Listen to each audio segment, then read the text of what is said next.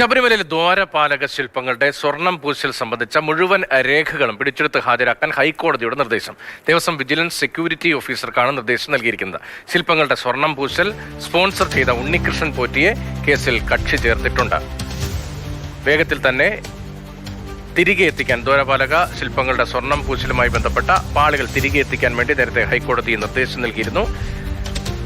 ഈ ഉത്തരവ് ചോദ്യം ചെയ്തുകൊണ്ട് തൽക്കാലത്തേക്ക് സാധ്യമല്ല, പ്രായോഗികമായി ബുദ്ധിമുട്ടുണ്ട് എന്ന് കാണിച്ചുകൊണ്ട് ദേവസ്വം ബോർഡ് കോടതിയിൽ നിലപാട് സ്വീകരിച്ചു. അതിന് പിന്നാലെയാണ് ഇപ്പോൾ കോടതിയുടെ ഭാഗത്ത് നിന്ന് രേഖകൾ പരിശോധിക്കാനുള്ള ഒരു പ്രധാനപ്പെട്ട നീക്കം ഉണ്ടാകുന്നത്. രേഖകൾ പിടിച്ചെടുത്ത് ഹാജരാക്കാനാണ് ഇപ്പോൾ ഹൈക്കോടതി നിർദ്ദേശം നൽകിയിരിക്കുന്നത്. ദേവസ്വം വിജിലൻസ് സെക്യൂരിറ്റി വിഭാഗത്തിനാണ് ഈ നിർദ്ദേശം നൽകിയിരിക്കുന്നത്. രേഖകൾ പരിശോധനയ്ക്ക് ശേഷം മാത്രമായിരിക്കും ഈ സ്വർണ്ണപ്പാളികൾ തിരികെ വേഗത്തിൽ എത്തിക്കണമെന്ന ഉത്തരവുമായി ബന്ധപ്പെട്ട കൂടുതൽ തീരുമാനം കോടതിയുടെ ഭാഗത്തുനിന്നുണ്ടാവുക.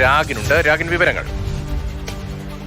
ഉത്തരവടക്കം ഇപ്പോൾ പുറത്തു വന്നിരിക്കുകയാണ്. കോടതി ഇതിൽ വ്യക്തമാക്കുന്നത് ഈ ദ്വാരപാലക ശില്പങ്ങളിലെ സ്വർണം പൂശൽ സംബന്ധിച്ചുള്ള എല്ലാ രേഖകളും പിടിച്ചെടുത്ത് ഹാജരാക്കണം, സീസ് ചെയ്ത് ഹാജരാക്കണമെന്നാണ് ആവശ്യപ്പെട്ടിരിക്കുന്നത്.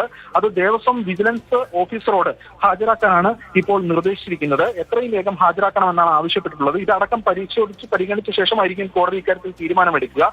ഇതോടൊപ്പം ഇതിൽ സ്പോൺസറായിട്ടുള്ള ഈ ജോലികൾക്ക് സ്പോൺസർ ചെയ്യുന്ന ഉണ്ണികൃഷ്ണൻ പോറ്റിയെയും കോടതി കേസിൽ കക്ഷിയുണ്ട്. എത്ര രൂപ ചെലവഴിക്കുന്നു, അതോടൊപ്പം തന്നെ ഈ IT റെക്കോർഡ്സ് ഇദ്ദേഹത്തിന് ഇത് ഉൾപ്പെടെയുള്ള കാര്യങ്ങൾ കൂടി ഹാജരാക്കണമെന്നാണ് കോടതി ആവശ്യപ്പെട്ടിരിക്കുന്നത്. മറ്റൊരു കാര്യം എന്ന് പറയുന്നത് സ്മാർട്ട് ക്രിയേഷൻസ് എന്ന സ്ഥാപനം ആണ് ഈ ജോലികൾ ചെയ്യുന്നത്. അവരെയും കേസിൽ കക്ഷി ചേർത്തിട്ടുണ്ട്. ഈ മതസ്ഥാപനങ്ങളുടെ അടക്കം വസ്തുക്കൾ ദുരുപയോഗം ചെയ്യപ്പെടാതെ സംരക്ഷിക്കുന്നു എന്ന് ഉറപ്പുവരുത്തേണ്ട ബാധ്യത കോടതിക്കുമുണ്ട് എന്ന് കോടതി ഓർമ്മിപ്പിക്കുന്നുണ്ട്. എന്തായാലും ഇതുൾപ്പെടെയുള്ള കാര്യങ്ങൾ പരിശോധിച്ച ശേഷമായിരിക്കും കോടതി ഇതിൽ ഒരു അന്തിമ തീർപ്പ് കൽപ്പിക്കുക. നമുക്ക് പൊതുവെ നോക്കുമ്പോൾ ഈ ദേവസ്വം നൽകിയിട്ടുള്ള വിശദീകരണത്തിൽ കോടതി അത്ര കണ്ട് തൃപ്തി രേഖപ്പെടുത്തിയിട്ടില്ല എന്നതാണ് മനസ്സിലാക്കുന്നത്.